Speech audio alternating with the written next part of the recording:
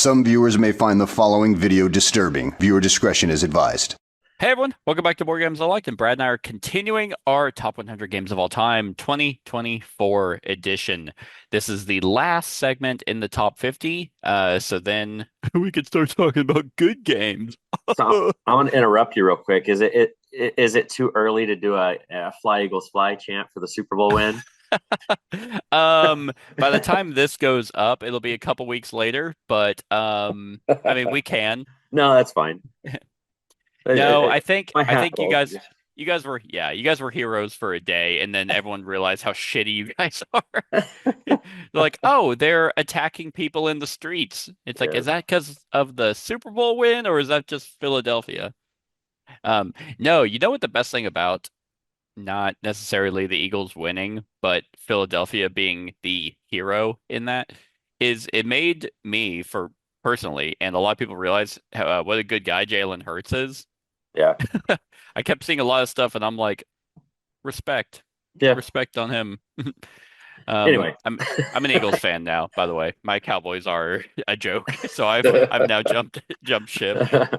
No, I don't want you to because you may be bad luck. No. I might be, yeah.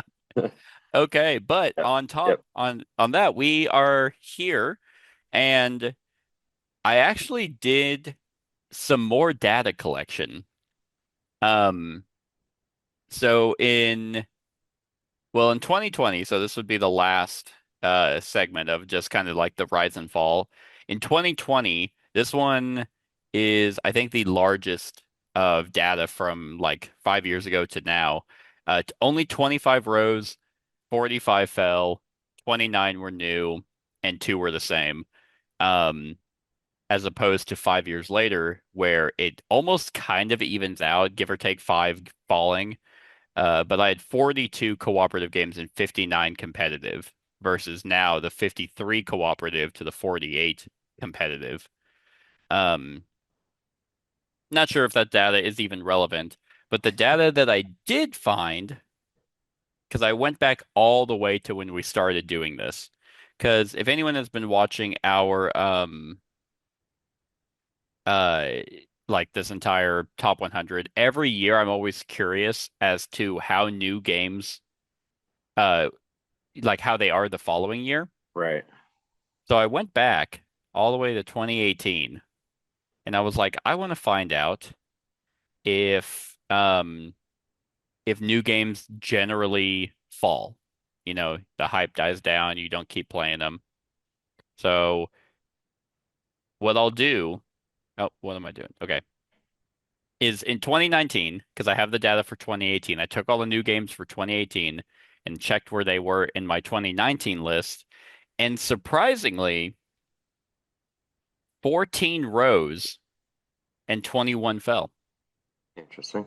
So a significant portion rose more than I thought they would. So there's that. Anyway, let's talk about 10 new games or 10 Yeah. games. This is actually a very solid list for me, unlike my last one. I have six that rose, three that fell, and one that is new. I have two new and then four rows, four fell. Nice, nice, even like Yep. keeping it real. All right. Well, Well, funny and enough, we were. if you see my color too, it's rise, fall, rise, fall, rise, fall, rise, Oh fall. man, Yeah, that's it's even sexy. pretty. Mine is not that. But starting with my number 60, starting off on a good note, my number 60 rose. It was 101 last year, right in the honorable mention to the top 100. And in 2022, it was 129. So it hopped right back up on the list. And that's because an expansion came out for it. And it's one that we, funny enough, were just talking about horrible insert design and not forward thinking, but 3D printers all the way. And that is not that. What am I looking at? Oh, hey, wait, hold on. My number 60 is new to the list. I was like, okay, well then if I'm doing that, is that 51? I have two that are new to the list. Three that fell and one, two, three, four, five that rose. Hey, this one's new. The last one was Maximum Apocalypse, which is 61. Yes. Um, anyway, I bet an insert would do great for this. This has been at work. This is new to the list. Uh, lately, especially over the past few years, I have really kind of dove into dexterity games, and this one is one of the best. It is so much fun, incredibly chaotic, and it made me realize that even if it's competitive dexterity, everyone's involved like the entire time. And in a lot of competitive games, at least the ones that I'm playing, there's not a whole lot of cheering when your opponent does a good move. But this one in particular really does that because you're given almost an impossible task. It's like, okay, take a worker, balance wood beams on his arms, and put him on a purple stick, and you have to place him, higher than the rest or whatever it might be. And you're like, okay, they're clearly going to collapse this. It's going to be a huge OSHA violation, and they're gonna lose. And then they pull it off, and you're just super amazed that they were able to do something. You're annoyed because you're like, now that makes it harder on me. But the game just keeps ramping up in entertainment that just dexterity games, especially like this one, captivate more so than others. Like, yeah, you can have an appreciation for a move that your opponent does, but it's still competitive. And for me anyway, like I'm like, damn, that was a really good move. Okay, now I need to get serious and try and think of a way to do better than that and win.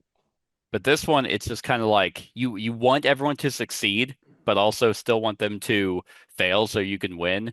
And if you're, I don't know, whenever I was playing this one, this is a one game that a buddy of mine had, and whenever he brought it over and we played it, I immediately started looking for a copy. And I have one. It's so much fun to play. Insanely difficult as a dexterity game, but if you're looking for a fun party game that everyone's just kind of wanting to be engaged and involved in the entire time, Men at Work is one to pick up. Yeah, I'm not much of a dexterity game player, so I don't think I Well, have yeah, any. you don't like fun. I don't You think I have like any in my beige. collection at all. Yeah, you can't play them solo unless Well, it's like I'm not you good could do at them. card houses. Yeah, yeah. So yeah, all right. I wish I could say good choice, but I don't Yeah. know. Well, let me now I know where we're at, so I Yes. can I can stick with the list. All right. My number 60 is my first new to the list, one of the segments. It's a game I showed you. I think you got a copy of this, but this was kind of one of my big surprises of last year. And I've played it, gosh, so many times this year because I've showed it to new people. We played it at all player counts, and it still does really well. And that is Far Away. Mm, yeah. Um, this one was one that it's just a small box game, square cards, and it's really light, but the scoring, there's some thought process to it, some deep thinking because it has that deal where you're drafting, and then you only lay 8 cards down in front of you throughout the time. So there's 8 rounds of drafting, and then but the trick is they score from the right to the left. So you're placing them from left to right each round, and then you kind of the rule book says, I mean, you don't have to do it this way, but it just makes it easier. You flip all the cards face down, and then you start on the far right and you flip that one over. And do you meet all the requirements to get the points? If you do, great. If not, it just doesn't score.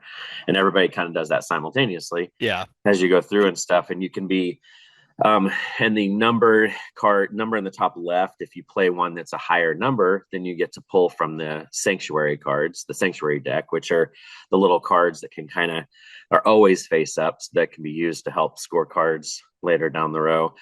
It's a simple game in mechanics, but it takes a game or two to really understand the scoring of it, just because just like when you and I played, like the very first game, You didn't Mhm. really score a whole lot, but then Dude, you just I took that. beat you. You did not in the first game. Yes, I did. We've only played this once, and I beat you. We played 2 games of it. No, we didn't. Yeah, I I'm almost promise. positive we played 2 games. No, last time we talked about this game in the top 10, I think you said the same thing. Either I'm misremembering or you're gaslighting me. No, I I swear. think we played one, and you were like, "Okay, we're going to set it up again," because then you understood it, and we played it a No. second time. No, I Oh, swear we well, just played this the one time and I won. And I was like, this game is really good because I wouldn't like it if I lost, well, Brad. That's how it I works. keep the score sheets. I'll have to go look sometime. Yeah, you know what? Go look right now. No, I need to know no, because that's I'll the get it. second time you've brought that up, and I'm like, I need to know if I am prone to dementia or something. Because Give me 1 minute. hey, 1 minute. anyway, well I'm hoping I'm right here because if I'm wrong, then I'm gonna be genuinely concerned that I mean my memory I always feel like is it just an age thing? I'm literally only 31 and I'm like it doesn't it clearly can't get better from here. So yeah, if you go watch our top 10, it was either in his top 10. See, again, memory. It was either in his top 10 or it was in his, oh, he's already back. It was in his top five surprises. I don't remember It was in my where top. It was in my top 10 of the year. of the year. Okay, yeah. Yeah. And we've had the same exact conversation. And I was like, no, we only played it the one time. Let's see here. I'm the one going crazy, apparently. Thank God. I was so concerned, man. But You have no idea. anyway, so What going was back my on what I score? said, What was my it was score? 23 to, let's see here. That's not even a good score, I feel No, like. Oh, no, well, because that's what I was going to getting at. It was no, actually, it was 74 to 62. okay. But I'm like, because I was thinking it was in the 70s. I'm like, man, really? but that's the thing with this game though is, and that's what makes it good is because even somebody that's played it a ton of times, like it's still a luck of the getting. You have to kind of push your luck on some of those scoring cards. So you may have played it 500 times and then run up against somebody that's played it two or three, and you could get your butt kicked. Yeah. There's not like once everybody, if everybody knows how to do the scoring or understands it well enough, then everybody's kind of at an even playing field because there is the randomness of the cards. I know, And, Cannon. Brad was trying to gaslight me and thinking he beat me, but he didn't. but and it's I mean the game takes 15 to 15 20 minutes if Yeah. everybody knows what they're doing. It's just 8 drafting rounds real quick, and then you score it. The scoring takes Yeah. longer than the game does, to be honest. Yeah, that's Looking true. at all the stuff, but and there's an expansion for it I don't have yet. Um, but Yeah. uh, This but is yeah, a good one. I do need to pick this up. This is a good, maybe not bar, but like you could just bring this. I mean, again, my place of public gaming is like a hookah lounge, and yeah. this is a perfect chill game to play. Um, and I'm curious what the expansion brings. I It do need just to just adds. Yeah, pick I up. don't really know either. It's not out like you could get it on their website. It's not out at like online retailers yet. But Okay, I last time I played this, I played a full player count, 6 players, and it still was just awesome. Like nice. I ended up winning that one by quite a bit, but Are you sure? I Did am you play it positive. 5 times? No, just once. But it was at the Christmas thing over Gotcha. them. But yeah, it was a blast. No matter really the player count, it's just as good with 2 as it is with 6. I think. Nice. All right. Well, if next year if we you talk about this game and you bring up that we played it twice, I've only played this game once, and I won, and I'm gonna keep it that way so I can say I'm undefeated. And it's probably one of my favorite Pandasaurus games that they have out. Yeah, yeah. It's not dinosaur related. I do like the art as well. It's Mm-hmm. very unique. All right. Well, let's go in the complete opposite direction to a radically more complex game that is, I would say, probably a this is probably a lifestyle game, or it could be, but the company has since moved on from it into their other system that I don't like as much. Um, and that is BattleCon. Okay. I was like, let me make sure it's BattleCon. I always pick Devastation of Endines because that's like the biggest box you can get, but they've released like 3 or 4 other expansions after this with their new system.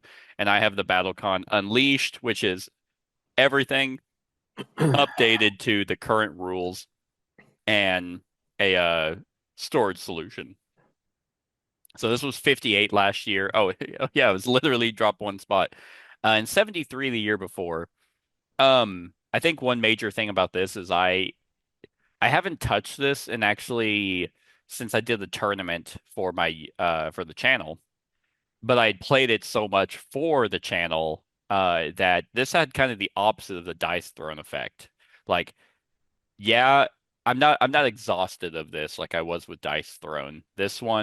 But this one is a lot more sweaty than Dice Throne ever, at least in the casual sense of playing one. I only have one person I play this with. It and him and I are the ones that did the tournament for. And funny enough, we were talking about this game the other day, and it's like, that tournament had, I think, around 30 fighters. There's 90 in the game. I'm like, man, we could do 2 more tournaments with all new fighters. And he's like, yeah, we can. We could sweat it up. And because this game is, I think, the perfect representation of a 2D fighter. I don't like Exceed. I think it's too random.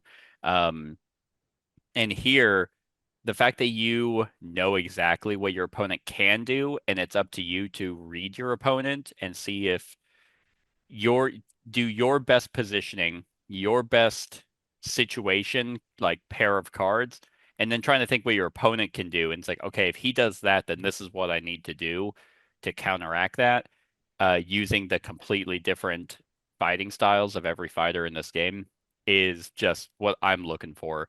I don't need Exceed's quicker game where it's like, yeah, but it's quicker. It's like, yeah, it's also worse. I really don't like the randomness of Exceed. But I get why people would like that over this. There's a lot more rules for this. There's a lot more to think of with upkeep and just the getting into the head of your opponent could just be a little much for especially new players.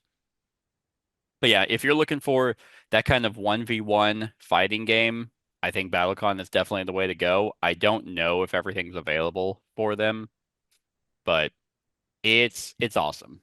Like these 2 characters, I just and it's funny because their roster of fighters, I can now look at and be like, oh, I recognize who that is. I know exactly their fighting style. And you have just like in a fighting game, you have hard counters. You have characters who are just better against other fighters, and that's just how it works in fighting games anyway. Um, but I like that extra challenge where you could take one fighter and play them differently against who your opponent is, and I really enjoy that. So that's it. That's my number 59 BattleCon. Yeah, and I didn't mind this game. Like the only part that got me was the whole finisher mechanism type Yeah, thing.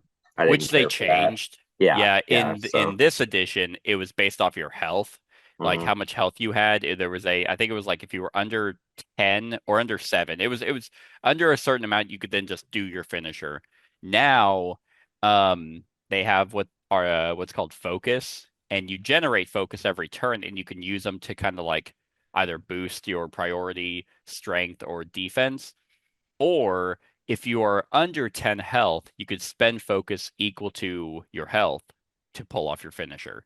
It just didn't make thematic sense to me. Just being a video gamer playing these 1v1 fighting, it's like you don't when you're almost ready to die is not when you throw off your finisher. Like That's you're usually it's when you're kicking their ass and then you're like Mortal Kombat style. Yeah, Mortal That was Kombat's always the mine. fatality aspect. The um I think the way I see it is because I watch people play Street Fighter and using like their level 3 abilities is usually a catch-up mechanism, funny enough, and I think that's really what it's designed to be here is you're not using it to win, although you easily could. It might be a way for you to try and catch up and lower their health enough. But and everyone's finishers are completely different. So, um, so yeah, actually one.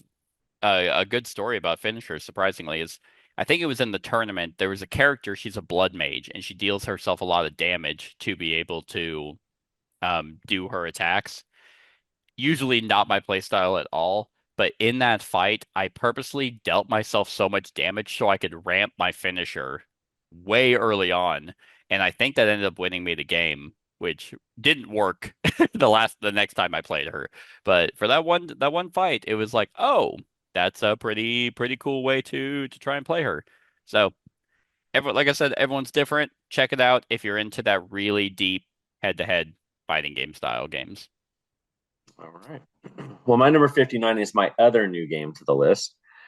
It is also a brand new game, came out in 24. And it is, I got it because a lot of people were talking it up, but the theme of it, like the setting that it takes place in, is one I've never been interested in. And that's the Legend of Five Rings Oh, okay. world. But this was a midweight Euro game based in that intrigued me a little bit, and that is River of Gold. Have you played this one yet? No, you've brought it up Yeah. multiple times. This one is a beautiful game on the table. It's one of those where the board is gold embossed. So like there's all this Ooh, gold like lace embossing all over the board and stuff. hot. But at the heart of it, it's a economic game. I mean, you're doing a lot of market stuff. You're traveling up and down the river, buying stuff, selling stuff, delivering stuff. And I guess this board doesn't show the embossing, but because of the lighting, but there's a lot of it on that board. It kind of just makes it pop quite a bit. But you are just doing all these different actions as you go back up and down the river, and you're ultimately trying to be the wealthiest and most influential person, or I guess you're a I don't know, a trader, like a merchant type thing, deal that you're doing. And I don't know how that fits with the Five Rings thing. I just think it takes No place. idea. It's just an Asian themed thing, I think, and they threw Legend of Five Rings on it probably to, It definitely sounds like it. yeah, because it takes place like they and on BGG they talk about different places like the Rakugans stuff and all that jazz. So I know it's stuff that they deals with the Five Rings, Yeah. but it's the thing that is cool about this game is if you look at it, it looks like it possibly could be a little busy, right? Hmm. But this game takes an hour. Oh, Like okay. like even with 4 players, it takes an Nice. hour. Your turns are super fast. So it's just like snap, snap, snap, snap. You're and at a 2 player, I haven't played it at 2 yet, but I can only imagine, man. It'd be done super, super fast. I would All think. right, so here's Rivers of Gold, and it's done. What do you think? Well, I Did mean, we and that's play? well, and that's the other thing though is like you feel like you've done enough in that Oh, hour okay. because your turns are so fast. You do take a lot of turns still. It's just Yeah. there's not the turns aren't like sitting here. It's those typical Euro games where everything's super fast until like the last turn, and then everybody's kind of just trying to figure out what their best maneuver is point wise, Yeah.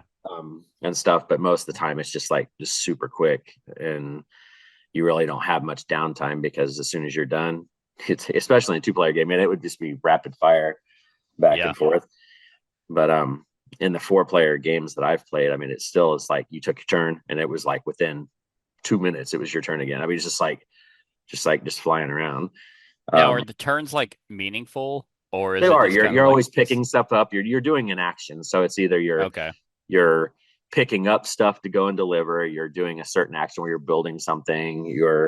There's just a bunch of different stuff that okay, you can do depending on where your boat is in the river or what you're kind of doing different stuff with. But yeah, I mean, it's definitely it got a lot of praise for the 2024 games, yeah, um, and I snagged it, and it was definitely a good one. nice, So, yeah. I'm seeing if this is in our on our sexy list of games to play. Uh, but yeah, I would be interested in giving it a shot. nope. All right.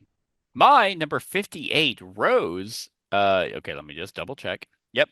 It was 135 last year. And it rose because I actually got to play it and I was reminded of how great of a game this is. And the collector's edition definitely helps it out quite a bit, and that is Hmm. the Castles of Mad King Ludwig. Uh, so this, yeah, I mean, I at the time I also had the collector's edition and the jumbo one, and I immediately sold the jumbo one. I was like, why did I get this? Um, but the way Bezier Games did this one is a lot better than the way they handled their Suburbia one, I think. This one just is so easy to actually set up and get to the table. Um, and last time I played this, it was with three new people. It was a four-player game, three new people, and I mean, it took off. It was fantastic. Like, so the point of the game is you are trying to meet objectives and victory point conditions that you might have throughout the game, but you are building out these wacky castles that have kind of criteria on ways to score based on what rooms and types of rooms they want around each other, or what they don't want. Like the cello room doesn't it'll lose you victory points if you have a living room or a bedroom next to it, because that would be super annoying. Try and sleep and have it. Although I'd probably find it super satisfying if a cello was Right. like playing nearby. But the the layouts, I mean, just being able to build out your own castle is always fun. You kind of create your own stories as you're going through. Um, and what's really cool and satisfying is that each room or each type of room has a benefit if you end up enclosing it off, closing off all the exits. They give you a bonus for doing that. But at the heart of this game, it's not an auction game, but it's like a every round there are these certain tiles that are getting displayed, and one person gets to set the prices of these. And so there's that element of this is the one I really want. Do I set it so high that I'm guaranteed to buy it, or Right. can I go lower but risk someone else also going for it? And whenever you're playing not necessarily full player count, but when a lot of people's hands are in that pot, the choices become a lot more difficult, and you're just really hoping that that the one that you want is accurately priced and also that no one wants it. Um, but yeah, this one is just incredibly solid. The collector's edition is very fancy and very sexy. The insert is super nice, and it includes all the expansions, and the rule book also color coded those expansions, which I think a lot of rule books need to start doing. Where when you're reading it, it's just like, hey, this square block of blue is for this expansion. Oh, I'm not playing with that, and you just get to immediately ignore it instead of having a whole separate rule book. I think they knocked it out of the park with this collector's edition. Is it necessary? Probably not. You could just get the base game and have a good time. But if you're wanting to get everything, this is certainly one to pick up. And it has enough thought process and spatial awareness without being overly complicated. So it rides that perfect line of being engaging the entire time, not being super long either. Even with four people and three new ones, this game was not long, maybe an hour and a half, and yeah, it was just extremely solid enough to have it rise, a significant number from out of the top 100 back into the top 100.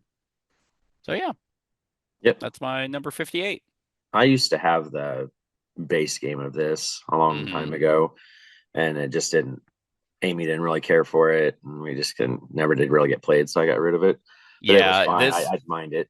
this does need, unfortunately, with that auction mechanic, it does need more than two. I've played this, not this version, but the base game. I've played it at three, and three is good. Like you can get away with three, but I would probably do three or four as the best player count. I really liked four because you're getting something every round, which is nice. Um, but you're just the one setting the prices on your turn, so you're constantly engaged instead of being like, more people means it's going to take forever before it gets back to me, and that's not the case with this game.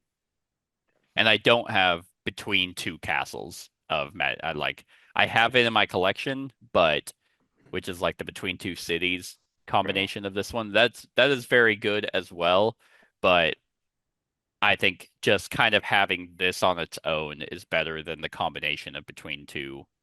Like I don't compare this to Between Two Castles. I compare Between Two Castles to Between Two Cities. Right. So, which I have Between Two Castles, don't have Between Two Cities. Gotcha. All right. Well, my number 58 rose. It was 63 last year, so I bumped up a couple spots. And it is an older game, 2011 when it came out, so 14 years old at this point. Yeah. And I finally got it played. I hadn't played it for a while, and I finally got it played. But you need to almost have the full complement, like at least 3, but 4 players are better. And that is Last Will. Nice. This one, I mean, most people probably know what this game is at this point. It's pretty much the old movie Brewster's Millions, kind of in a board game form. It's you have a wealthy family member that is he's super rich, and he gives all of these people, your nephews or who you guys play, I think is what they do. I think he's a rich uncle, and then your nephews, and whoever can spend that amount of money first or have the lowest amount of money after, I think it's like 7 rounds, wins the fortune. So you're just going ape shit, just like you're playing cards and you're trying to do different things to bolster the cost of the deals, whether it's going to an opera and you bring, I don't know, the popular thing to talk about is bringing your horse. Like you go to an opera and bring your horse, then that's more money, that you're spending to do that. And you're doing all these different actions. You're playing these cards.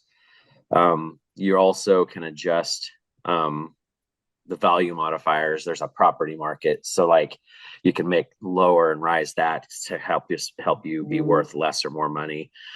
There's just a lot of different things, but some of the funny stories that pop out of it when you're playing certain action cards out to try to blow that money and then trying to justify it. Like,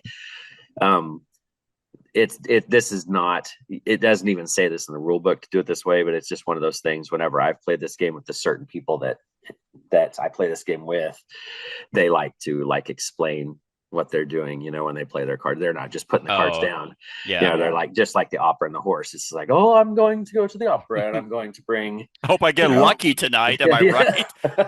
It's just stuff like that, and this was followed up by the Prodigals Club, which was a newer version of this. And it's not a reprint of the game. It's got different deals, but it's more or less like a 2.0 of this, that where you're doing where you're trying to, I think that's the one where you're trying to, you're a public figure and you're trying to lose your job and all that stuff is your goal, is to lose. Oh, okay. So you're trying to make you be super unpopular so that you lose all that stuff. Just run for president. That seems good. But this is just one of those. It's just a fun one, to play and stuff. You can still find it around and everything. The art's kind of different or interesting with it too. You know what's insane is 15 years later, CGE has not changed their production quality. Yeah. Like at all. Like it's wild. And for some reason, because you would think that, okay, this worked way back then. Oh, hey, CGE had high quality production. And for some reason, it still works. Like yep. I'm not sitting here like, man, they really need to change it up. I don't know. I really like how you could just, it's a CGE game just from looking at the way their cards, their boards, their pieces are. Yep. So never change. Never change. All right. My number 57. How the mighty have fallen. This was number 10 last year. Huh. So it was in my top 10, and it was my number 16 the year before. So if anything, it's kind of a sign of just kind of how my tastes have changed. This is definitely it. Now, even though it's fallen, it's still in my top 100. I still have all three of these games in my collection, but this is definitely the best one out of the three, and that is Great Western Trail, New Zealand. And this is more of just lack of play because like if anyone is actively watching my channel, if they click that bell, then they'd be alerted to all my uploads. Uh I think that's the only time I've ever mentioned the bell. You're going to be constantly notified of campaign games. That's where a lot of my uploads come from. So that's where a significant portion of my time comes in. And so it's harder to get these kinds of games to the table. But if I were to play Great Western Trail, especially New Zealand, I'd be like, oh, okay, right back into the top 10 because I got no complaints, especially with this version. I don't even really have any complaints with the other two, except that Argentina is very close to the regular one. But this one is a lot more different while keeping the bones of Great Western Trail. So, and Great Western Trail on its own is a solid medium Euro game, with the rondel action of moving from your cattle to sell them off at Kansas City. Here you can do the exact same thing with sheep, but this one focused a lot more on the deck building aspect. The biggest difference is that there are sets of cards, essentially not really a market because you don't shuffle them all and then run them out onto a line, but you have different decks that are off to the side that are assigned a symbol. So whenever you're, given access to that symbol, then you can get that card into your deck. And a lot of those cards are the unique sheep or they're a free play card to get a benefit. So you get to deck build a little bit more to aid you in either building or moving your ship around at that top board, hiring workers. Just it adds so much more to Great Western Trail. Now, if you think Great Western Trail is, right there for thoughts and complexity, then this one might be over the top. But if you're not that way, if you've played Great Western Trail a lot and you're wanting something fresh and new, New Zealand, I think, is definitely the way to go. So it's fantastic. I love the card play of this. I love the rondel element. I love that different avenues for victory. The fact that that ship area is kind of similar to the Rails to the North expansion that the original had, but it's baked into the core game. And the randomness and variety you're going to get from that side tableau of cards you can get just puts us over the top for me. So that is my 57 Great Western Trail New Zealand. Don't love it any less, but like these games are getting a lot more difficult to get to the table. Yeah, this was the one that I think I would want to try out of them because I played the original, like the first one, the original one, Yeah. and it was okay. I mean, it was good, but Hmm. this one seems to be the one I think I would like more, I think. Yeah. And I But think they did something different with the solo for this one, but I don't believe I've tried it. If I did, I didn't remember. yeah. All right. Well, my number 57 was 50 last year, so it dropped just a little bit, and it's kind of like with this one. This one just didn't drop as far. Was just the lack of play. I really haven't played it much this year at all, or this in 2024, I guess. But this is still a game that a lot of people love way more than we even do, and I don't even know if you like this one. And that is Hmm. Brest Birmingham. I think this game is good. Yeah. And that's all I got. Well, because this is more you like Nucleum probably Yeah, I do over like this Nucleum a because lot. they get compared a lot. No one So. can fuck with my shit. I get to strategize and play my game. And I haven't played Nucleum, so I don't really know how to Yeah, you have. It's compare. this.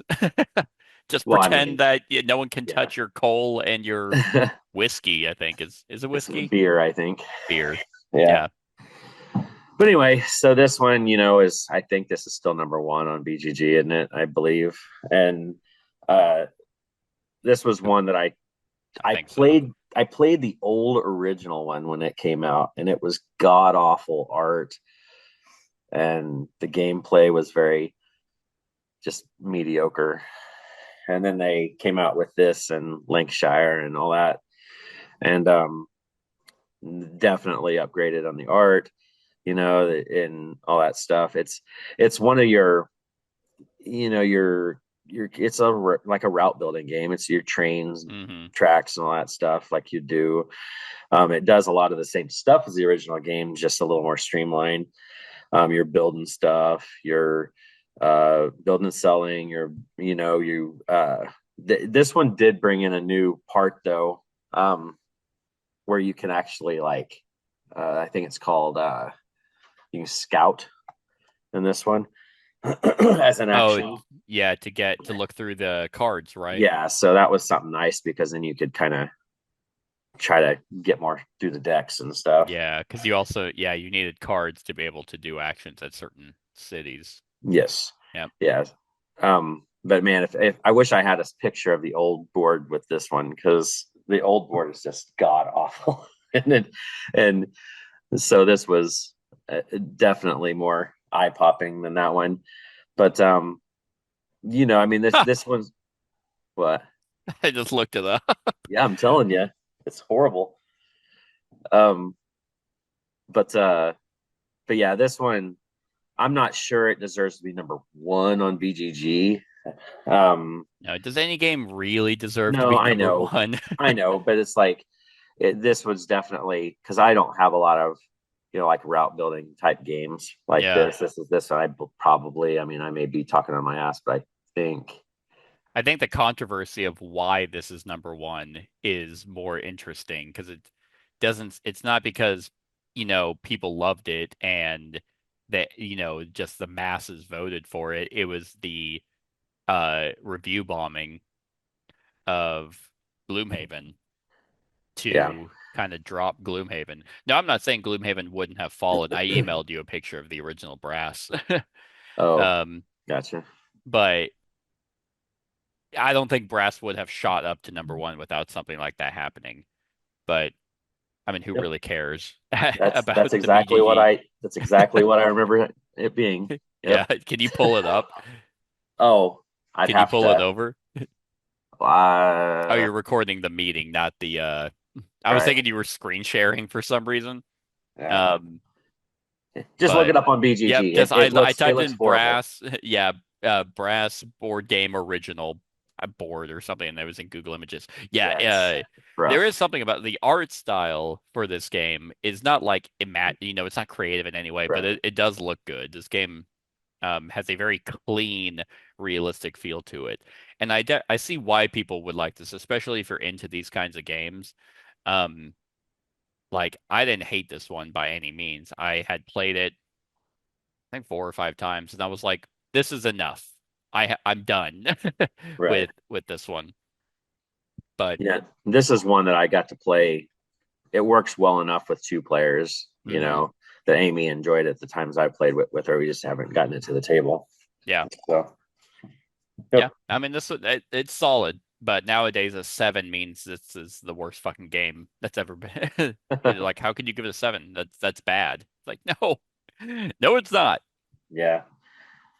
All right. Well, going to not anywhere close to this kind of game is my number 56, which I need to get this played more, but it's better in a kind of party setting. But at the same time, you kind of have to have other people that are also on board with this. Um, but it did rise. It was 75 last year and 29 the year before. And I can imagine this is one of those games that is going to go, it could settle right around here, but it could also just be super high if I play it that year or low if I haven't. And that is Unfathomable. Um, Battlestar Galactica reskin, but actually able to get support.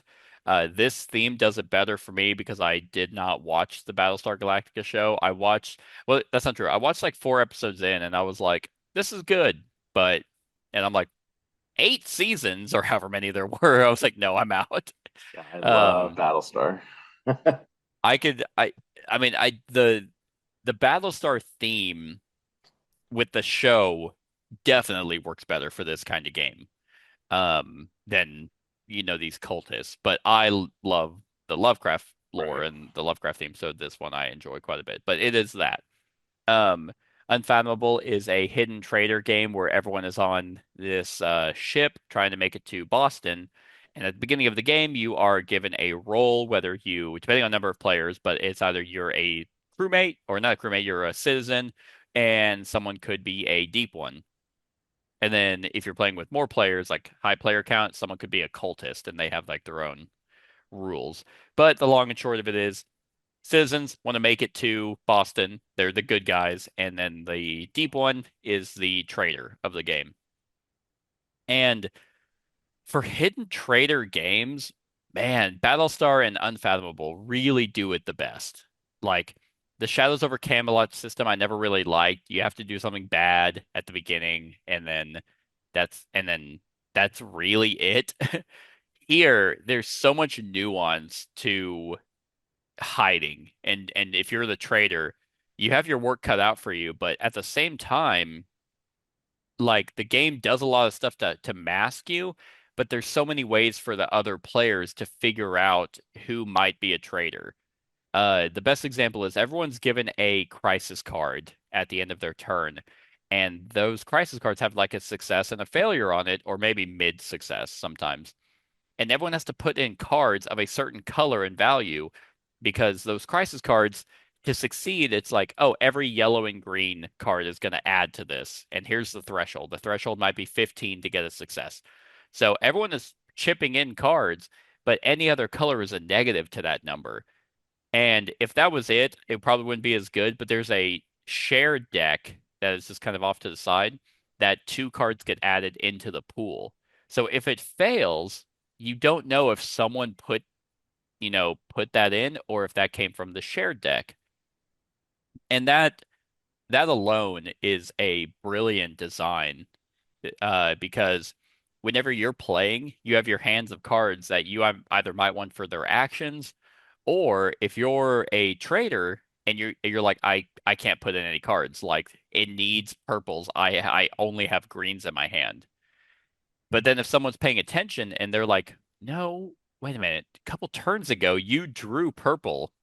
Or if you're the trader, you could lie and say something like, wait, no, no, no, seriously, like 3 turns ago, you drew purple, completely gaslighting everyone at the table. And that, if anyone else is just kind of like, wait a minute, maybe he did, just you're sowing those seeds of doubt. But what's also great that this in Battlestar Galactica did is for the first half of the game, no one might be a trader.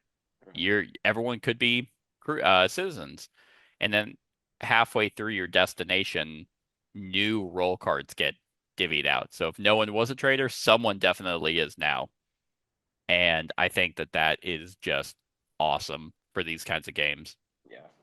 So I haven't played the expansion yet. I've been really trying but you need at least 4 for this game.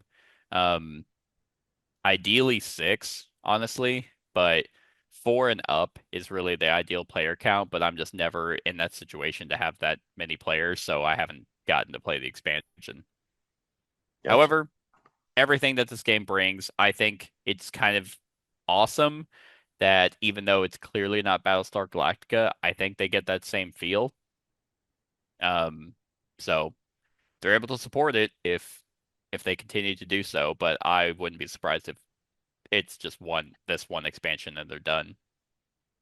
Yeah, I can see that. It says Fantasy Flight. So Yeah, they're like, oh, we have just enough leftover money to make one expansion, and that's it. yeah. Time to go do Marvel Champions and Arkham Horror. Uh, on a side tangent, did you see what they're doing with all their LCGs now? We can talk. We No. can talk. We'll talk about it after we're done recording. It's Okay. interesting. Okay. All right. My number 56, I'm not sure if you've talked about it yet or not. I can't remember. But it was 79 last year, so it actually jumped up 23 spots, which is pretty significant. And it's because I actually played it this year. I still don't have the expansion for this game, but this is probably one of my favorite Uwe Rosenberg games, and that is A Feast for Odin. I need to get the Norwegians expansion still. I haven't picked that one up. But but yeah, this one is such a good, in my mind, because it was Agricola and then Caverna, then this, like their whole Hmm. workplace, and this is the best of them. I think the culmination, and I like the theme of it. Um, but then I also like the polyomino aspect to it, because when you were talking about the other one, I was looking on BGG just to get the numbers, and you start off with negative 86 Oh, points on your okay. board that you have to try to cover up as you're going.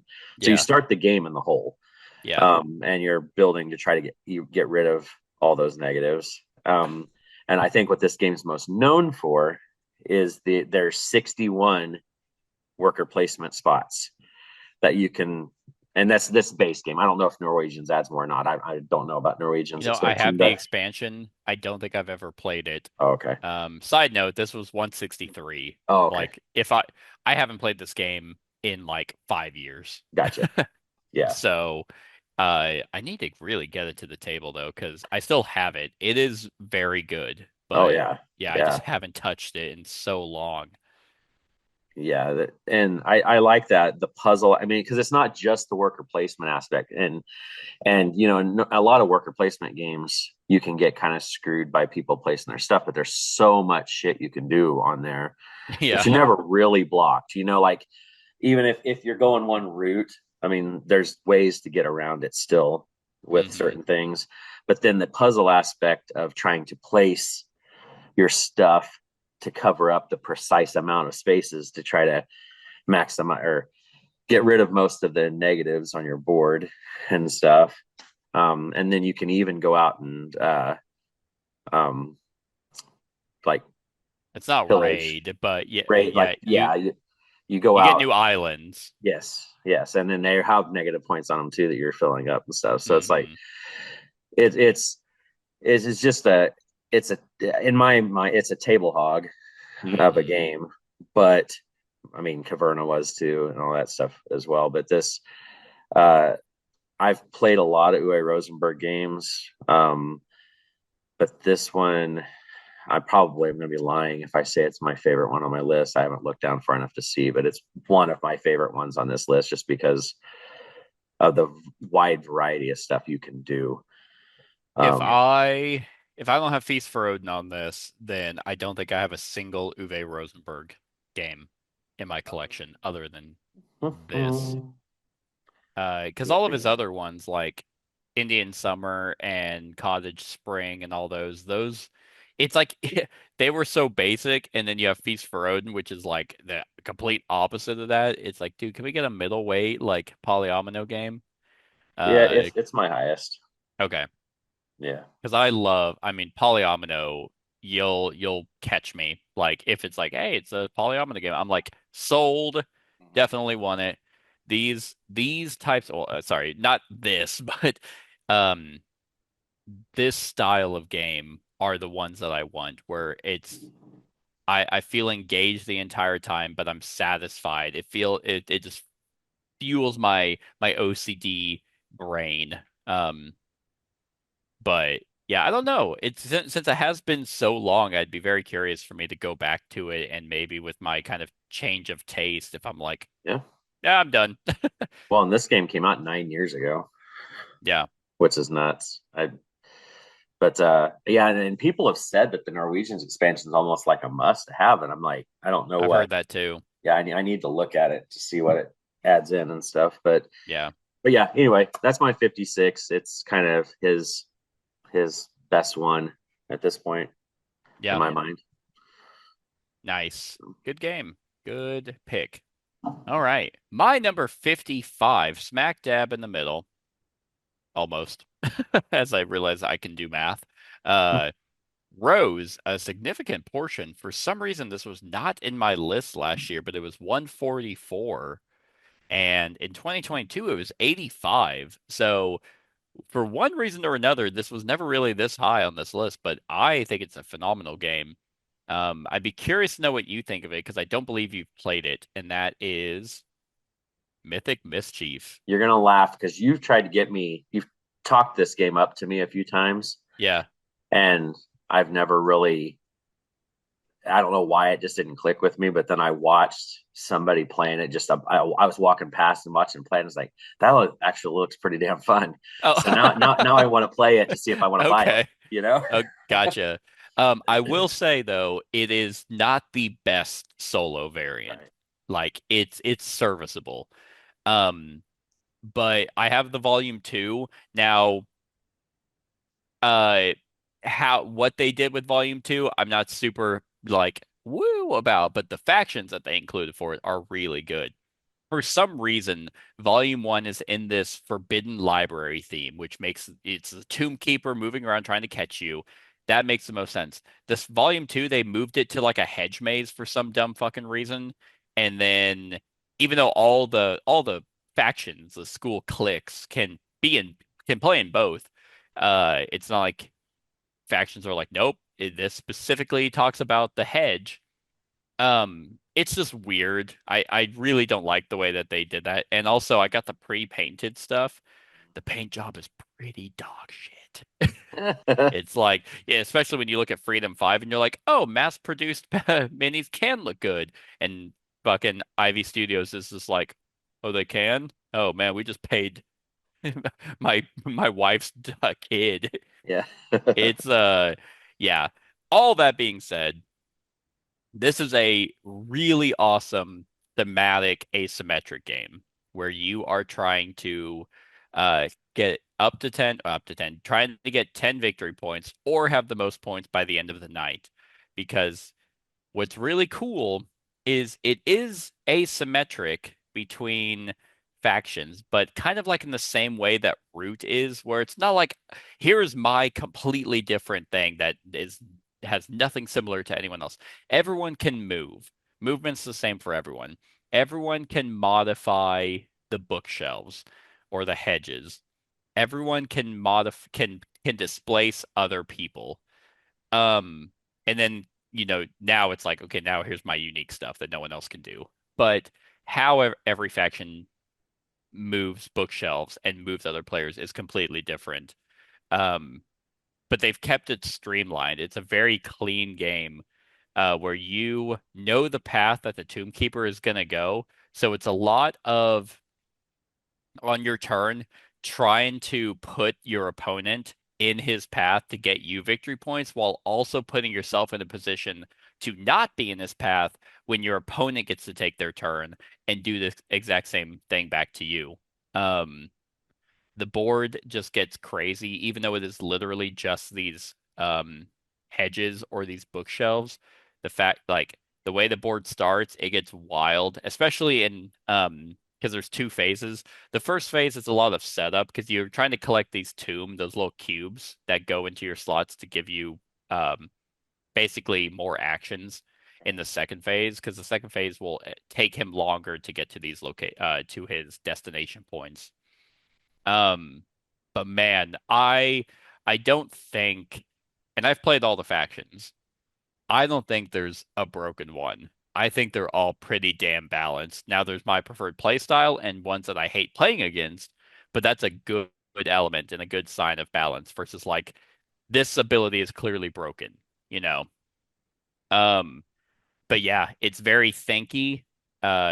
Really like I've wanted to do a tournament for this. It sounds like it'd be a perfect game to do a tournament for because it's just 1v1. But man, it'd be nothing of no dialogue, no talking Right. of just thinking because you're locked down. And you're like, okay, if I do this, that can put them there. And then, oh, and then I can move the headmaster over here. And then I can put this bookshelf up there. And that's going to lock and hit all three of them. Yeah, that's going to be good. Like, it's so creative. And somehow I think they made it thematic. So with the way that the factions work. I hope Ivy Studios isn't done. Like I said, I didn't like the Hedge Maze theme, but I mean, I was the factions were amazing. I did a ranking when I did my Volume 2 review. I like ranked the four factions, and I was like, even my fourth least favorite is still good. Right. So I hope they keep making factions for this. I hope they support this for a decent amount. I think this has some legs to it. So All yeah, right. it's my 55 Mythic Mischief. All right. My number 55 was 40 last year. And it dropped because I did not play it this year. But it's still a good one. And you haven't played it yet. I think it might be on our list to play. I know you've talked about wanting to play it. Funny enough, I'm pulling the list to play up right now to put Okay. on Mythic Mischief. Okay. That'll work. And so my 55 is Merv, the Heart of the Silk Road. I don't have Um, it on here. Um, I don't I know wasn't if I'd be sure. interested Yeah, in. yeah. I wasn't sure if you would it or not. I just, Man, um, I love that cover. oh yeah, Tool, of course.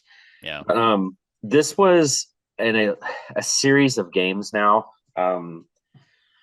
I can't think of the other ones right now that have come out in this kind of like line of games that Osprey put out. Hmm. This one is, I think the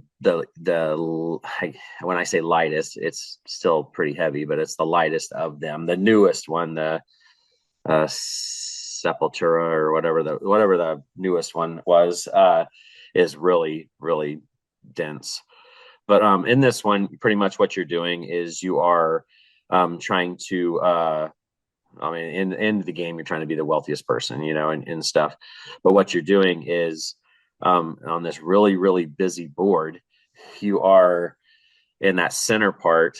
There's this grid, and you're placing down your meeples and doing like you can their actions go around the deal. You place your meeples and where they connect is how you can do stuff. So you're doing all these different actions, trying to gain points and resources and stuff. But then you also have to build walls cooperatively with the other players. You're trying to build those walls around that center part of the city because the raiders, the Mongols, will raid. Okay. And if you don't if you don't have the city protected, then you get screwed. Gotcha. So Yeah, that would happen if, if Mongols right, invaded, you couldn't defend. right. So you kind of it has that kind of semi co-op a little bit. So, but if you're spending resources to build walls, then your city's not going to be as prosperous. So it's like Yeah. there's this ebb and flow to it and stuff. But but yeah, this one's just it's you have to really think about your decisions on this because a couple of bad decisions and you're not going to have enough time or resources to do what you need to do, and then you're kind of screwed after that. Yeah. And then this is about as head that's why I haven't gotten the other two in this line, just because this one is heavy enough for I see. me. The other ones are heavier, and I'm just like, this one's fine with what it is. I know the other ones have different mechanics and stuff, but Hmm. but uh but yeah, I mean, this one, it looks good on the table. It's nice and colorful. Um and yeah, I mean, it's a solid Euro for if you're into that, for that, not midweight, but not super, not like what's his nuts. Beetle. Um yeah, Vitalis, it's like it's kind of in that middle range between those two. But Yeah. So kind it, of like it in like the Mind Clash or maybe the West Kingdom series. I haven't played a Mind Clash game, so I don't know about Okay. that. But yeah, I could see like the upper end of the paladins and stuff like Okay. that, type of stuff like that. But yeah, yeah, it's a solid one though, and it's a relatively easy or cheap game to get with all the components you get with it because there's a You lot of know, wood I and stuff. I will say I think that we're definitely I was gonna say we're definitely seeing a resurgence of Euro games becoming popular, but that's probably not accurate of a statement. But with the rise or potential rise of Kickstarter and crowdfunding with games like, Marvel United, where it's just so much shit Yeah, that costs $400, like you get with Euro games, you always get a hell of a game right. in one box. And Yep. it's like, here's my game that I have a ton of variety that is just this game. I don't have 8 other boxes of shit that I have to mess with. So Indeed. it is kind of refreshing at a certain point because I was trying to play Massive Darkness 2. Like we had 2 hours, 2 hours to kind of set something up and play. I opened it, was starting to set up, and I'm like, and we lost an hour. So I'm like, Yeah. never mind. Yeah, we'll just hang out and talk. Yeah, I've been trying to decide if I wanted to back the new Massive Darkness 2 or not, but I haven't played the other Massive Darkness 2, so I don't really want to. Yeah. Yeah. Oh, I mean, it's a phenomenal game, but my point was that I could have Right, set it's up too much. Merv. Oh I yeah. could have Yeah, set yeah. up a Euro game to play, but Yep, it's yep. just overwhelming. Yep. You know what is not overwhelming, but is a perfect blend of kind of a Euro and an Ameritrash game? My number 54, uh, which fell. It was 17 last year, but it was 16 the year before. It was 17 because I played it 2 years ago. And I was just reminded, funny enough, it is my highest Eric Lang game, and that is no, it's not. Why did I say that? Um, Blood Rage, Nice. which it's funny that this is how it panned out because I've always, as of right now, I was like, man, I like Rising Sun more than Blood Rage. But apparently not. Um, This was my 82. yeah, it was okay, so it was on your list. Yeah. Now, I think given perfect circumstances for both games, I would pick Rising Sun to play. However, I think Blood Rage would land a more successful experience than Rising Sun would. Um, Definitely more than Ankh.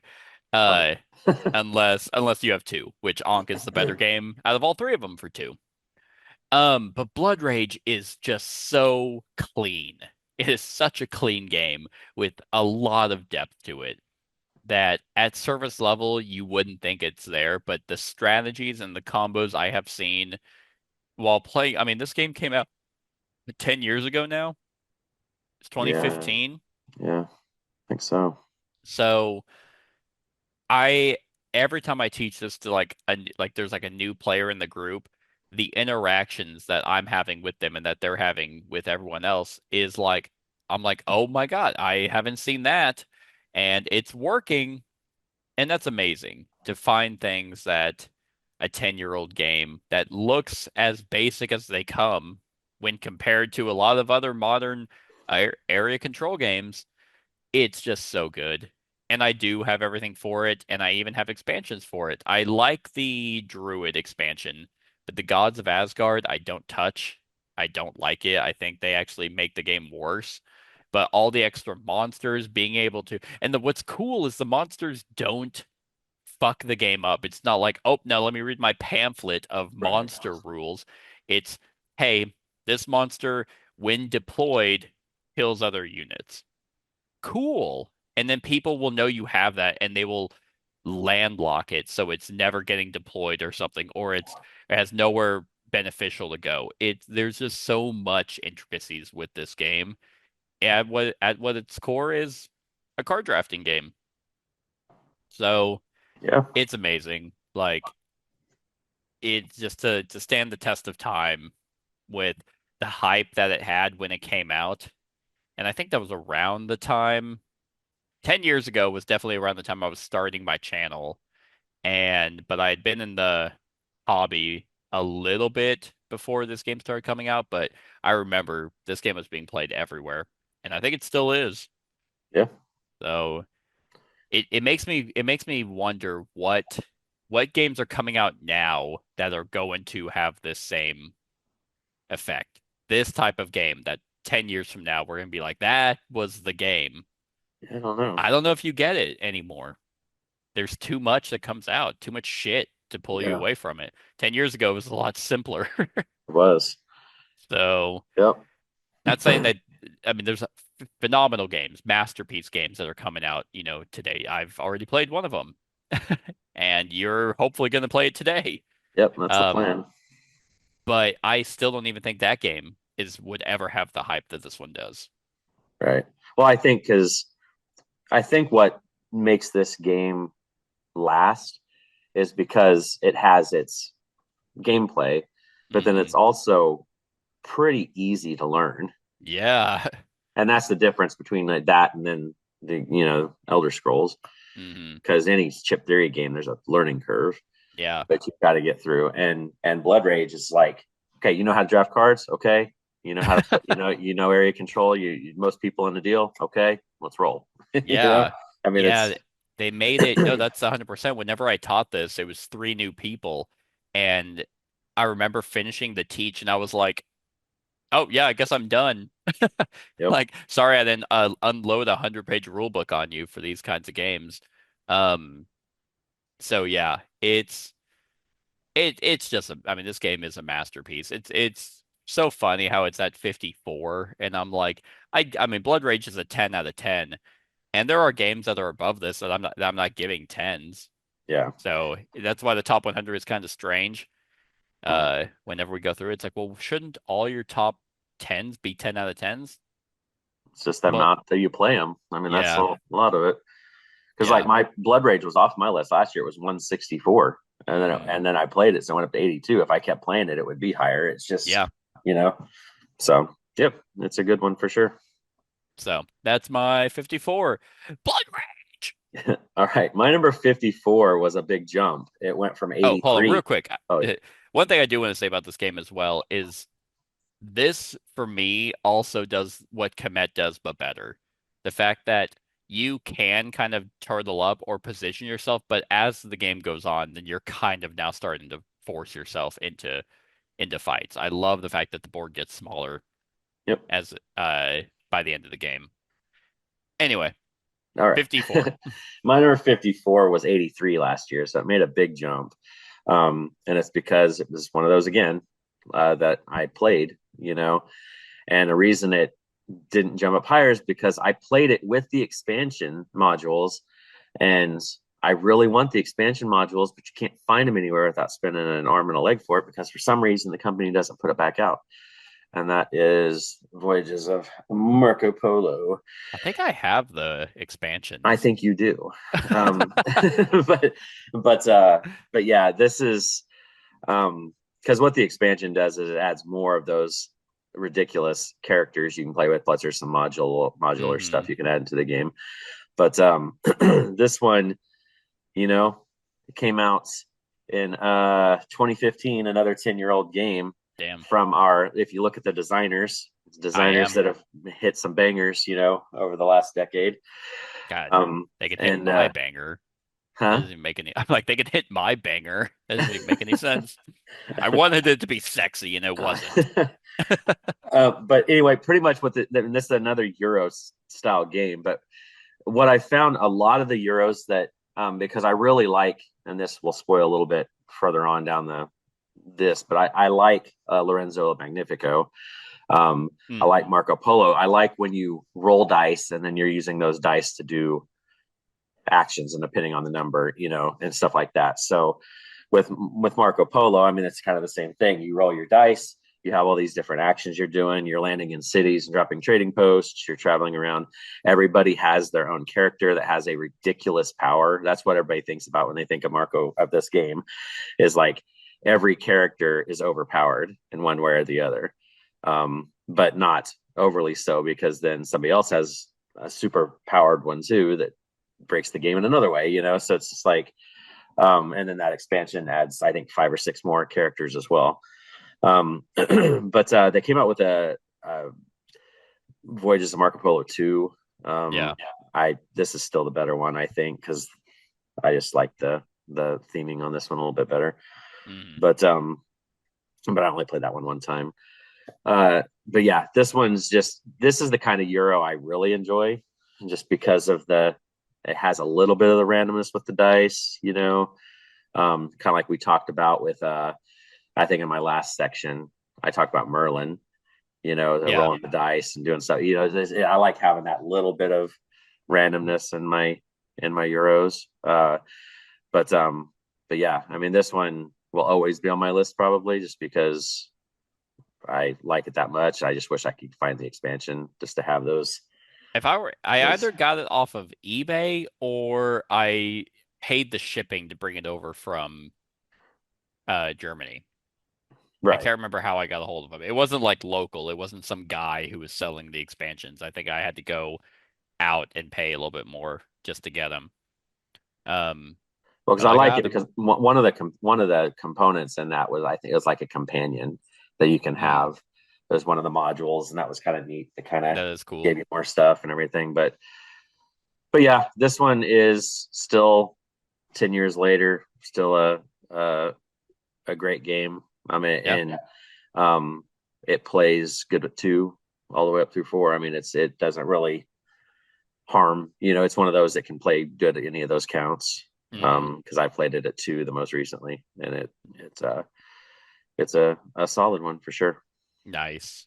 Yeah, I agree. It's nowhere near my top 100 because I haven't touched it in forever, but it's still very good. Still in my collection. All right. My number 53. I actually either you haven't played this or you don't like it. Or maybe I'm wrong on either way. No, what it was is we played it twice, and the first game you didn't score, and you said it rose. It was 74 last year. So why it rose, I don't know. I think this is a great example of I haven't played it recently, but it's my tastes have elevated it higher because I'm like, yes, this game is just pure chaos and pure fun. And that is Cosmic I've Encounter. never played it. You've never played it? Okay. I wouldn't mind trying it at some point, but I've never messed with it. Yeah, this is again a player count game. Like no way in hell is it, they made a Cosmic Encounter duel and it was fucking booty cheeks, man. It was bad. It was like this is nope. Um, which is funny because like they had the duel element and now there's a bunch of these duel games coming out. Uh, Yeah. which it's like, maybe you were ahead of the curve, or maybe this game is just better with more players, and it 1,000,000% is. Um, God, I remember when I got this game, and on the back of the box it says, "No two games will ever be alike," and that could not be more true for this game. Yeah. It's insane, especially because they released so many expansions. This was when Fantasy Flight was good, and they had like 5 expansions, and I thought they were done until like 2 years ago. They released the Cosmic Odyssey big box expansion that I think has a campaign in it, but it basically adds more content for every module from all the other expansions and like 50 aliens or something and some retooling of some aliens. And I was just blown away by the amount of content that was actually in that box. So, and I think it's a standalone expansion. So if you're looking for a jumping point into Cosmic Encounter, that expansion, if it is standalone, is the one to pick up. I don't know if I said it, but it was 74 last year and 30 in 2022. So I could see this kind of sitting in the middle, in the future, just because it hits that perfect balance of, well, I haven't played it in a while because I need a large player count, but it is insanely fun because just those alien races they're wild. Clearly not designed to be balanced, and it's never meant to be that way. Um, but because you don't have like if you don't have a good power, then you're not as much of a threat. People who have the really good powers aren't getting allied with. They're usually on their own. They have to fight for their victory, where everyone else is like, hey, yeah, I'll let you ally with me. Sure, we'll win the planet together. Because at its core, it's a negotiation game. Now, if you don't like negotiation or you don't like fun, then Cosmic Encounter is not the game for you. But if you are perfectly fine playing a negotiation beer and pretzels game, Cosmic Encounter is definitely it. Uh, at one point, I was gonna do a ranking of all the Cosmic Encounter aliens, and then I was like, "Fuck that!" There's over 200, I think, at this point. Crazy. Maybe Google AI can tell me. Total aliens are in Cosmic Encounter. 238 aliens. Hey, thanks, Nuts. Google AI. That's what AI is good for. That like shit like that. Um, Yeah, I was gonna rank those, but then I was like, well, I haven't played every single faction, so it's like, eh, it's not worth my time. Yeah. Um, but God, 238 aliens, and they're all over the place, man. Some are just insanely game breaking, and some are just, hey, your ships are +1 strength. That's how all over the place they are, but I love it. This game is pure chaos, and it's a blast with the right group. You just gotta everyone has to be in the right headspace. Yeah. So, I used to not ever want to touch this game um because of like negotiation kind of stuff, but I played TI4, like oh, last year or so, and then that kind of hmm like, okay, I can kind of, so that's yeah. why I was like, I could give this a try at some point. And if you liked it in TI4, it's not even close to that level. Like the stakes Right. are not that high in this. It's just like, hey, like, do you want do you want to ally with me? And Right. some, I mean, but those powers where it's like if you have an ally power where if no one allies with you, you're like insanely powerful. Like it's so much fun when you get those powers and you're reading them and you're just like, oh, everyone's fucked. Yeah. It's great. So, Cosmic Encounter, my number 53. All right. My number 53 is another game I showed you back in the day. It's a two-player only game. It was kind of a surprise for me. My wife saw it online being sold, and she goes, "That looks like a good one." So I bought it just on a whim, and it actually turned into one of my favorite games the year it came out 2 years ago. Um, and it is a friendly two-player only game, and that is Beer and Bread. Um, this one just surprised the hell out of me for starters, just because it's got multi-use cards, which is awesome. You know, it's not a mean game because uh, you only can store so much stuff in your bins, and then anything you go over that, you have to offer to your neighbor because your neighbors on each side of the river. So, Lovers, but well, history will say we're neighbors, Brad. Okay, fine. so you have your storage here, and you can get cards that give you extra storage, like this card down here, but you're getting like hops, barley, wheat, and rye, I think, and you're Yeah. getting all this different stuff, and then there's waters uh, always there, but you only have a certain amount of stuff depending on if it's a wet or a dry season. It'll tell you how much to put in the store in the reserves, hmm and you go through and you do that. Well, um, what's the interesting aspect is when you're playing cards, you can tuck them underneath to get either in-game scoring or a benefit, that gives you spots or whatever. Um, or you can pay the resources to brew that bread or beer. And when you put them in your when they're being made, you're going to put them over into your little store areas, and then as an action, you put it over into the scoring area. The unique part of this game is the scoring, because you only score the one that you have the lowest amount on. So you add up your total amount of points for your beer and your bread. Whichever one's lower is your in-game score. And then there's I've a always liked modifier, I that. suppose. That's in Between Two Cities or Between Two Castles. I've always liked that kind of like you have to balance and take into consideration too, because it's like, man, I got 100 points on this one and four on the other. Yeah, so It's you only like, get four. cool. You only get 4 points. You're like, cool. Yeah. So this is just kind of a really chill game because Yeah. it's not like high stakes or anything. I mean, you're just kind of I mean, they're the only really interaction. I mean, because you're drafting and passing cards back and forth, but I mean hmm that's drafting. But then, if you take the last of one of the resources, I mean that's another thing. But that's really the only interaction, Yeah. Um, it's just a neat little game. It's a five. I think it's 5 or 6 rounds. And yeah, I mean, 6. you know, it's was a big time surprise for me.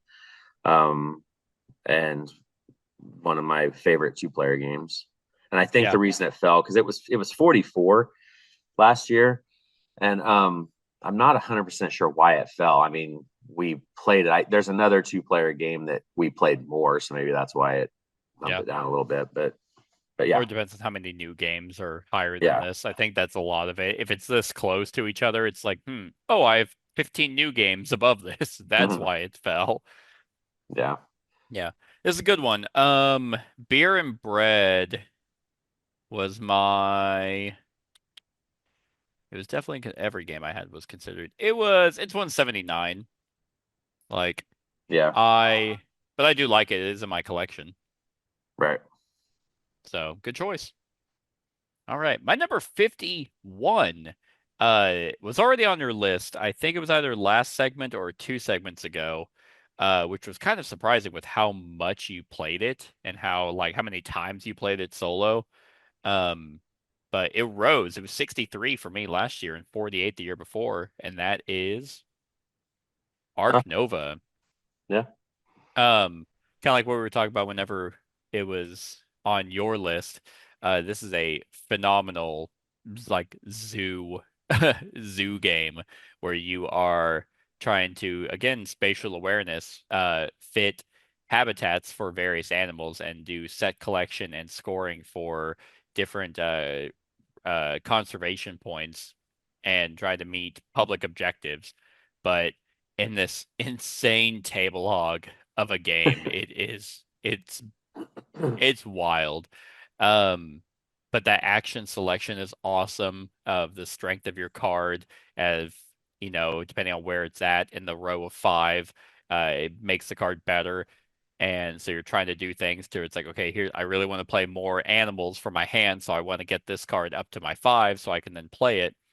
That's really cool. You can level up the cards. The expansion makes it to where everyone's set of five.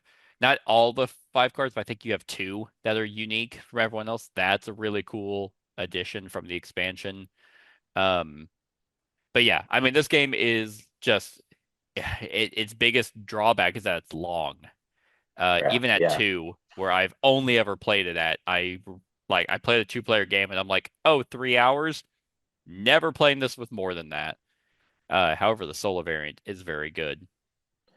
yeah. So, I think there's a combination of reasons this fell for me was just because it's long mm, and I'm just gonna say campaign games. Like oh, those take up so much time, I, and it's like, you know. Brad, who are you talking to? Dude, I'm the pinnacle of like I'm at the forefront of campaign games. Yes. Whether I forgot my acronym for them. No, I Narrative get driven that. campaign games. Yeah. NDCG. Yeah. Yep.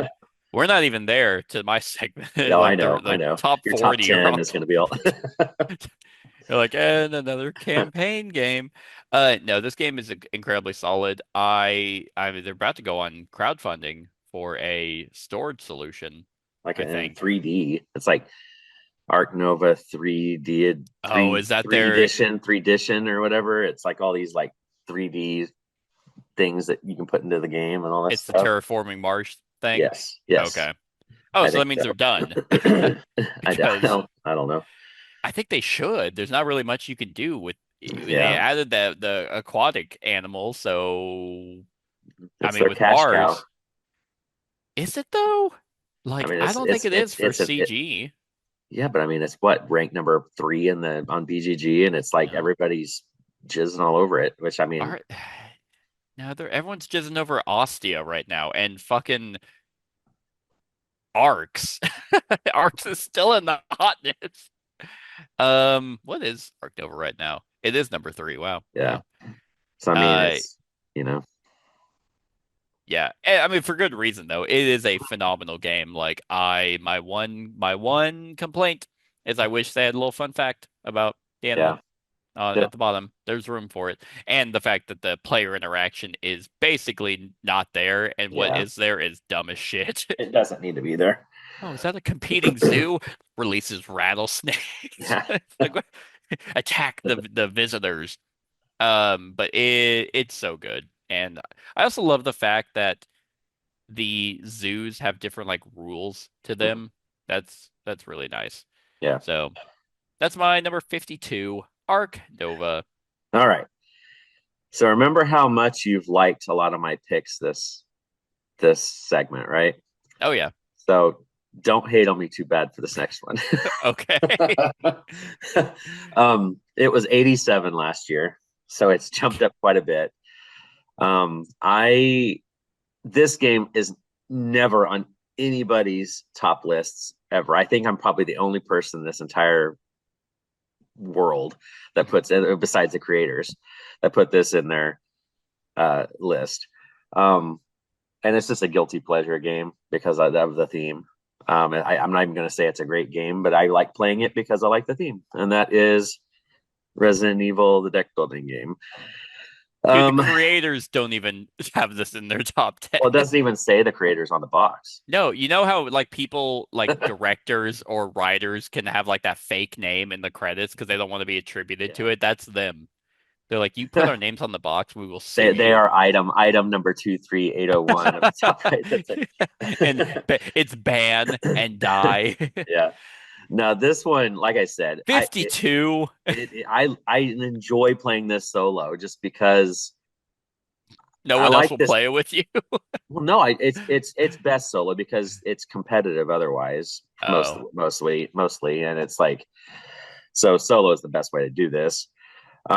Plus, I enjoy this a lot better than the board game. Oh, they're coming out with all the board games. I was gonna say, how have we not gotten a solid Resident Evil game? Well, I mean, one of the board games aren't horrible. Like Yeah. they're not the worst, but like Is it Steam Forged? it has bloat shit. I mean, we talked about with other deals, Yeah. It's and this Steam one's Forged, just right? That does. yeah. That's why. Right.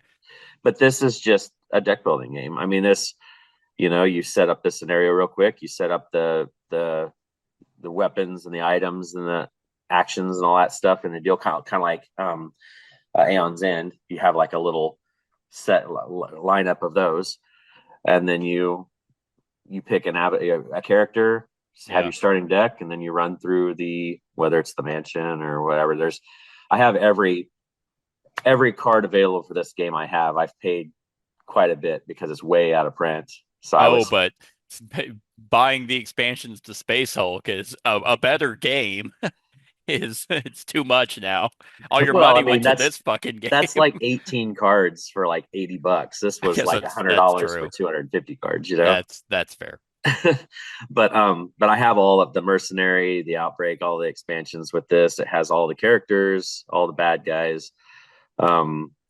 And what's cool about this is what's unique about this deck building in particular is, think about, of course, Aeon's End's a bad example because it's magic and shit like that. But like, you get these guns and you pay for these guns, but then you have to actually buy ammo because it uses up the ammo as you go. So it brings in that, because in Resident Evil, ammo is a big factor. I mean, you can't blow through it. So you're needing to find ammo and buy ammo and do stuff too to keep it in your deck to get it put out. And like I said, it's not a great game, but the theme and their nostalgia is what carries this for me.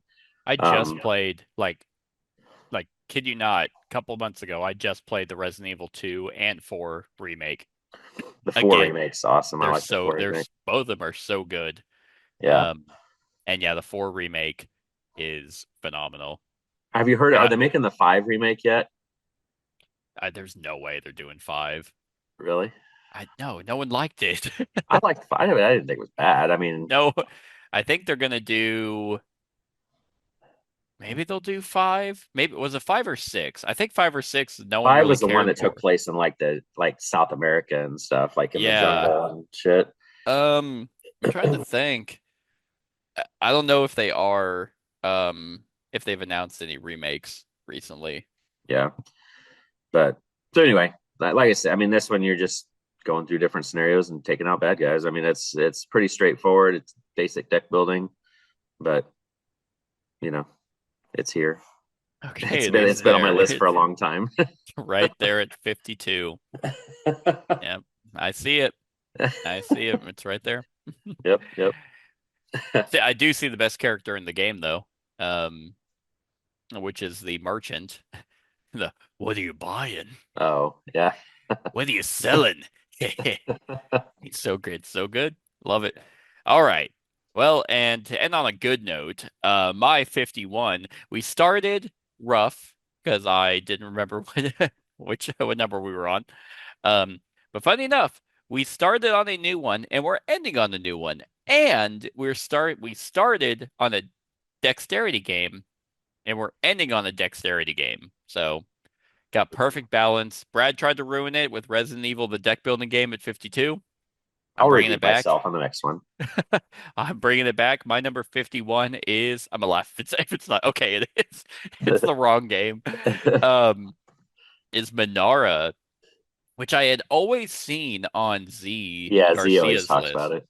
Yeah. And I was like, you know what? Like, I'm really into dexterity games now. Let me try and get a copy. And I have the expansion as well, but I haven't played the expansion. This is a cooperative dexterity game, which is very fascinating and kind of like how I mentioned with Men at Work, where you're involved and you kind of cheering for your opponent. Well, you could do that and not feel like weird because it's a competitive game. This one is fully cooperative. And what you basically need is you'll have like kind of like a hand of these colored pegs that you can kind of rotate, but you're drawing from a bag to get certain colors. But these tiles need specific colors to stack them up. I mean, this is insanely impressive.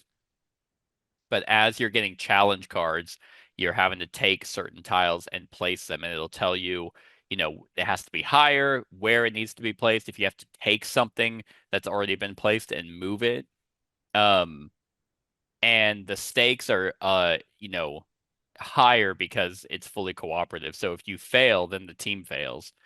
And I just love that tension, love that okay, so just gently place it, gently quit shaking, gently place the fight, just place the piece and okay.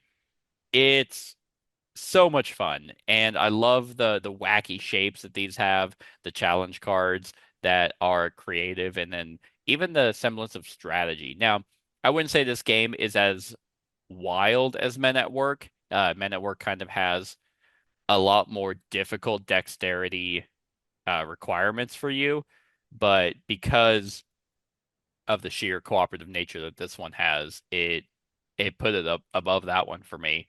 So I don't know. I don't know I have no idea where these dexterity games are going to fall, but as of right now, these are kind of the games that I have the most fun playing, now counting my narrative-driven campaign games. But in Right. terms of one-off party style games, these are just a blast to play. It's so much easier to get these to the table and get casual people or just like, hey, we wanna, drink or we want to do whatever and not have to think too much or, you know, get too into the weeds. Minara is like, we can all be on the same team and everyone can be stressed together because, oh man, we got old slippery hands over here who's gonna fuck us over, and it's all in good fun. So that is Minara, my number 51.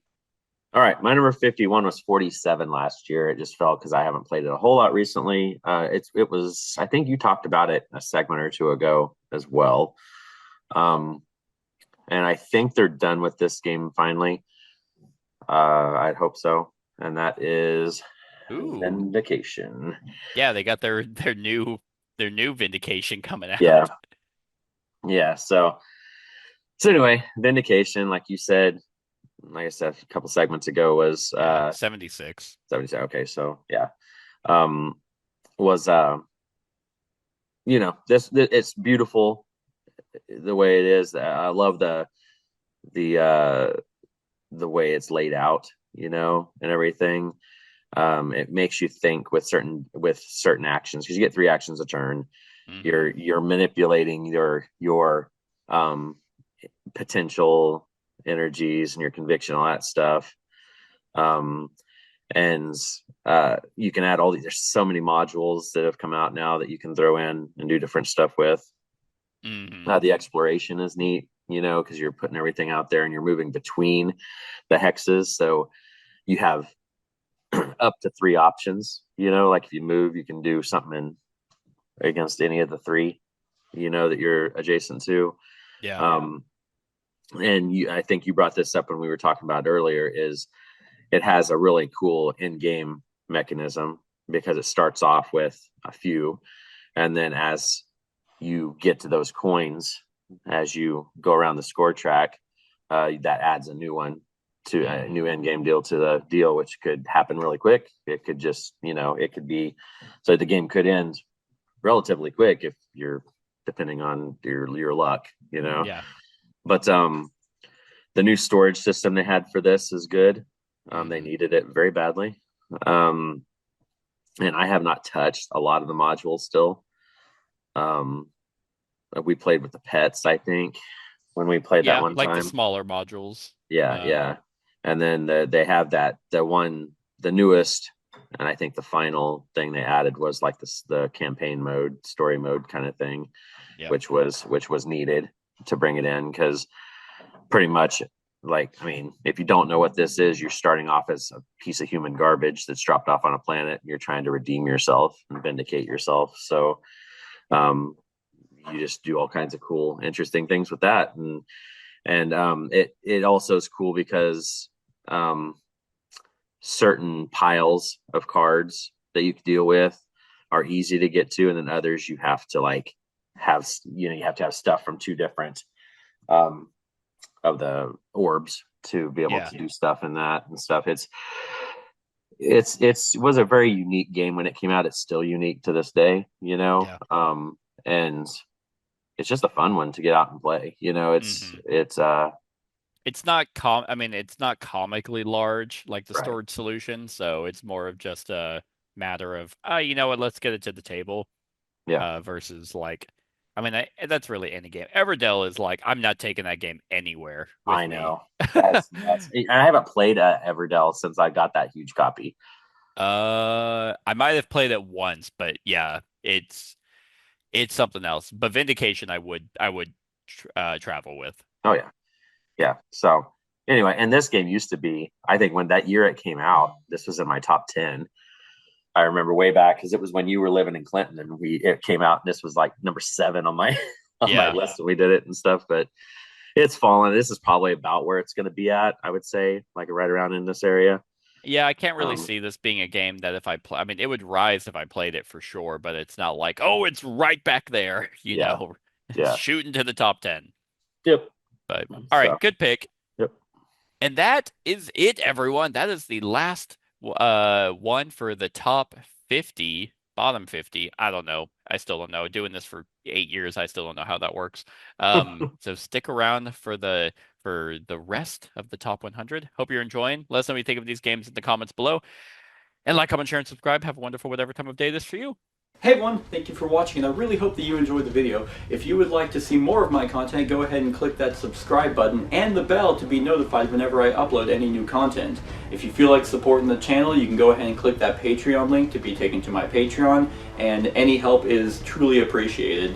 Other than that, stick around for any other run-throughs or reviews or cool top 10s or whatever I feel like putting on. Other than that, like, comment, share, and subscribe, and have a wonderful whatever time of day it is for you.